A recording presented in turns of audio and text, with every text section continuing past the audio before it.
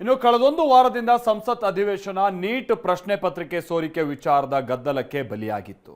ಆದರೆ ಇವತ್ತು ಕೇಂದ್ರ ಸರ್ಕಾರ ಮಂಡಿಸಿದ ಪ್ರಶ್ನೆ ಪತ್ರಿಕೆ ಅಕ್ರಮ ತಡೆ ಕಾಯ್ದೆ ತಿದ್ದುಪಡಿ ಬಿಲ್ ವಿಚಾರವಾಗಿ ನಡೆದಂತ ಚರ್ಚೆಯಲ್ಲೂ ಗದ್ದಲ ಕೋಲಾಹಲ ಉಂಟಾಯಿತು.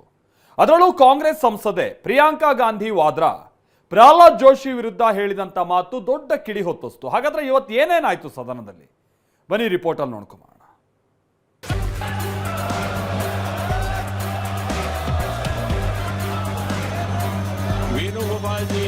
By changing figures or digits, you cannot change the record. ये कानून आपकी विफलता का स्मारक है। जिसने एक गर्भवती महिला के बलात्कारियों की रिहाई पर अपनी सहमति व्यक्त की, को ऑथेंटिक करना चाहिए, ऑथेंटिकेट करना चाहिए, उनको क्षमा मांगना चाहिए सदन से। किसने ऑर्डर दिया?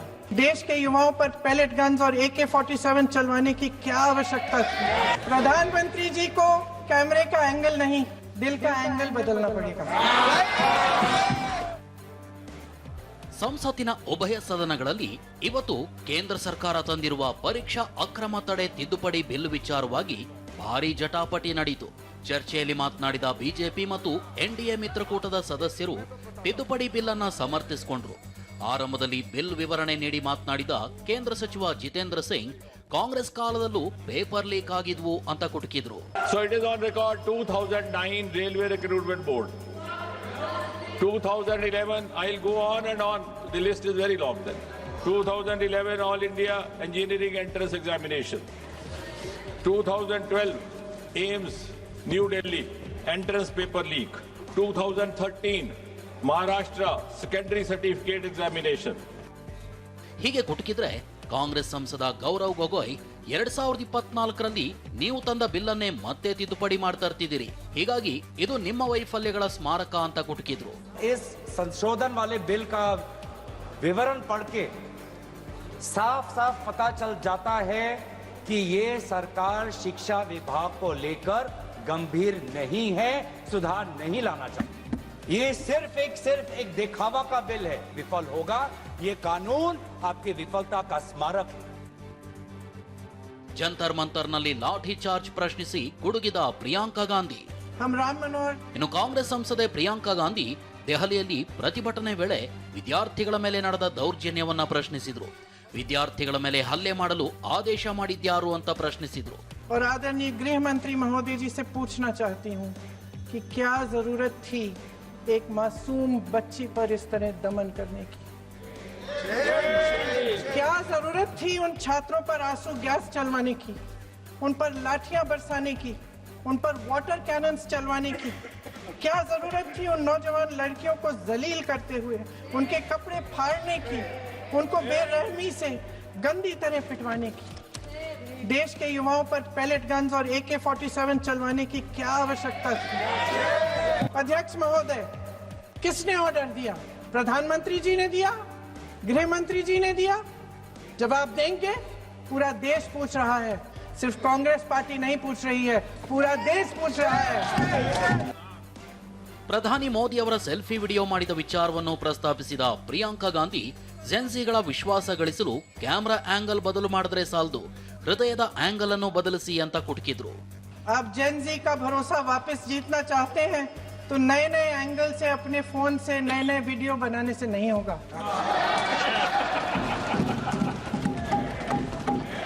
प्रधानमंत्री जी को कैमरे का एंगल नहीं, दिल का एंगल बदलना पड़ेगा. ये जनरेशन जागरूक है, समझता है, झूठ पहचानने की उसकी अपार क्षमता है. इनका दिल और दिमाग जीतने के लिए आपको सच्चाई पर उतरना पड़ेगा. ಪ್ರಹ್ಲಾದ್ ಜೋಶಿ ವಿರುದ್ಧ ಪ್ರಿಯಾಂಕಾ ಹೇಳಿಕೆ, ಕ್ಷಮೆಗೆ ಪಟ್ಟು ಹಿಡಿದ ಬಿಜೆಪಿ. ಇನ್ನು ಚರ್ಚೆಯ ನಡುವೆಯೇ ಪ್ರಿಯಾಂಕಾ ಗಾಂಧಿ ಪ್ರಹ್ಲಾದ್ ಜೋಶಿ ವಿರುದ್ಧ ಗಂಭೀರ ಆರೋಪ ಮಾಡಿದ್ರು. ಬಿಲ್ಕಿಸ್ ಬಾನು ಅತ್ಯಾಚಾರಿಗಳ ಬಿಡುಗಡೆಯನ್ನ ಸಮರ್ಥಿಸಿಕೊಂಡಿರೋ ಜೋಶಿ ಅವರನ್ನ ಶಿಕ್ಷಣ ಸಚಿವರನ್ನಾಗಿ ಮೋದಿ ಆಯ್ಕೆ ಮಾಡಿದ್ದಾರೆ ಅಂತ ಹೇಳಿದ್ರು. ಇದಕ್ಕೆ ಸದನದಲ್ಲಿ ದೊಡ್ಡ ಕೋಲಾಹಲವೇ ಆಯಿತು. ಸಿಡಿದೆದ್ದ ಪ್ರಹ್ಲಾದ್ ಜೋಶಿ ಪ್ರಿಯಾಂಕಾ ಗಾಂಧಿ ಕ್ಷಮೆ ಕೇಳಬೇಕು, ಅವರನ್ನ ಸದನದಿಂದ ಉಚ್ಚಾಟನೆ ಮಾಡುವಂತೆ ಆಗ್ರಹಿಸಿದ್ರು. प्रधानमंत्री महोदय जी ने नया शिक्षा मंत्री चुना, एक ऐसे व्यक्ति को इस पद पर आसीन किया जिसने एक गर्भवती महिला के बलात्कारियों की रिहाई पर अपनी सहमति व्यक्त की, खुशी जताई। लेकिन जो अभी अभी हमारे वर्तमान नए शिक्षा मंत्री को जो उन्होंने टिप्पणी की, कैरेक्टर असैसिनेशन है एक तरीके से संसद में, और इस तरीके के भाषा हम उम्मीद नहीं करते हैं। तो मैं ये मानता हूं कि उनको क्षमा मांगना चाहिए सदन से। सर, जो प्रहलाद जोशी जी ने बिल्किस बानो के बलात्कारियों की रिहाई पर जो बयान दिए, उसका प्रमाण मैं आपको दे दूंगी, मैं भेज दूंगी।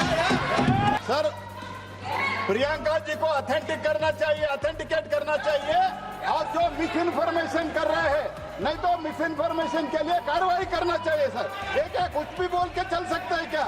इसलिए मैं इसको खंडन करता हूं और उसको एक्सपेल करना चाहिए और उनको माफी मांगना चाहिए। ಈ ಬಗ್ಗೆ ಸದನದ ಹೊರಗೆ ಮಾತನಾಡಿದ ರಾಹುಲ್ ಗಾಂಧಿ ಹೇಳಿದ್ದು ಹೀಗೆ. The BJP puts a man who is a defender of rapists. That's the most filthy type of man. There can be no filthier man than somebody who says that rapists need protection. That is the education minister of India today. It's strange. ಇನ್ನು ಸಂಸತ್ನಲ್ಲಿ ನಡೆದ bill ಚರ್ಚೆಯ ವಿಚಾರಕ್ಕೆ ಬರೋಣ. ಸಂಸದ Tejasvi Surya bill ತಂದಿರೋದನ್ನ ಸಮರ್ಥಿಸಿಕೊಂಡ್ರು. Immediately we took 3 steps. First, to ensure justice.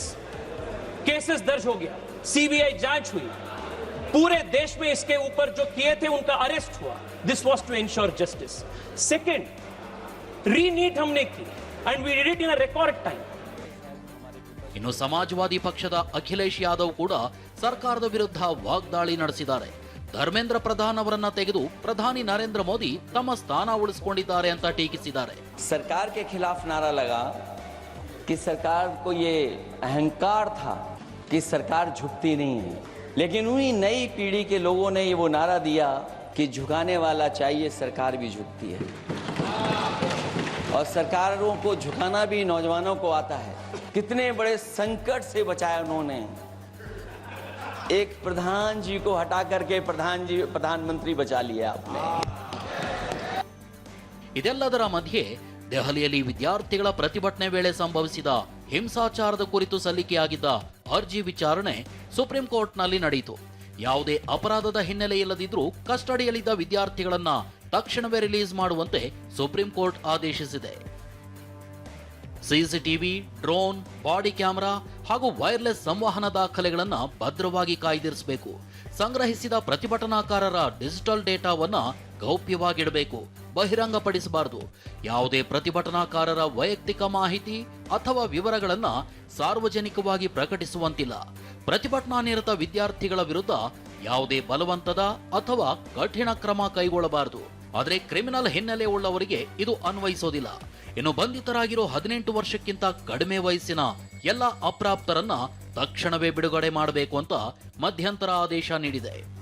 Delhi, Maharashtra, Bihar, Kerala, MP, UP ಸರ್ಕಾರಗಳ ಮುಖ್ಯ ಕಾರ್ಯದರ್ಶಿಗಳಿಗೆ ಕೋರ್ಟ್ ನೋಟಿಸ್ ನೀಡಿದೆ. ಬಿಹಾರ, ಮಹಾರಾಷ್ಟ್ರ, ಅಸ್ಸಾಂ ಸರ್ಕಾರಗಳು ಪ್ರತಿಭಟನೆ ವೇಳೆ ವಿದ್ಯಾರ್ಥಿಗಳ ವಿರುದ್ಧ ದಾಖಲಿಸಲಾಗಿದ್ದ ಕೇಸ್ ವಾಪಸ್ ಪಡೆಯೋ ಘೋಷಣೆ ಮಾಡಿವೆ. Bureau report, TV9.